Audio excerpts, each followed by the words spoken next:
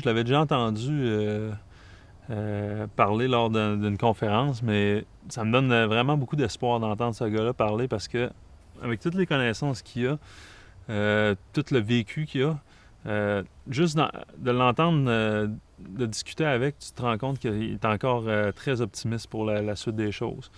Puis, d'un gars qui a autant de connaissances que lui, de voir encore tout son optimisme face au futur, ben moi, ça me fait du bien. Parce que c'est sûr que d'être toujours dans les problèmes de l'environnement puis des luttes citoyennes, tout ça, c'est à la longue, c'est difficile sur la motivation.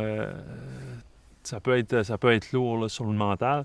Donc, de rencontrer des gens comme ça qui travaillent, qui sont proactifs, mais vraiment dans les solutions, ça me donne le goût de continuer, puis ça me donne l'espoir aussi pour la suite des choses.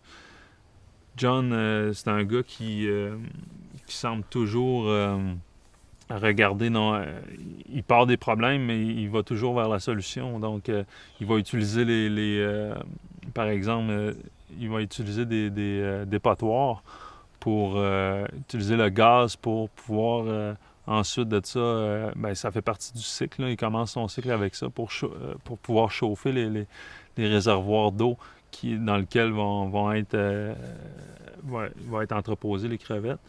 Donc, tout le système qu'il nous a expliqué, c'est vraiment de partir de...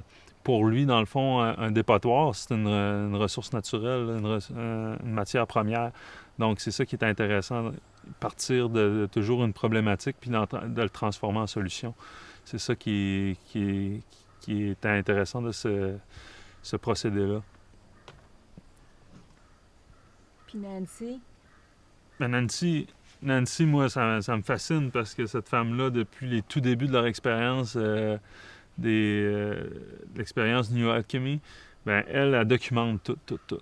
Puis c'est comme de laisser en héritage vraiment, de léguer aux populations qui vont suivre, aux générations qui vont suivre, un héritage incroyable parce que c'est dans toute cette documentation-là, ben on retrouve dans le fond, c'est un guide de survie. Comment s'en sortir.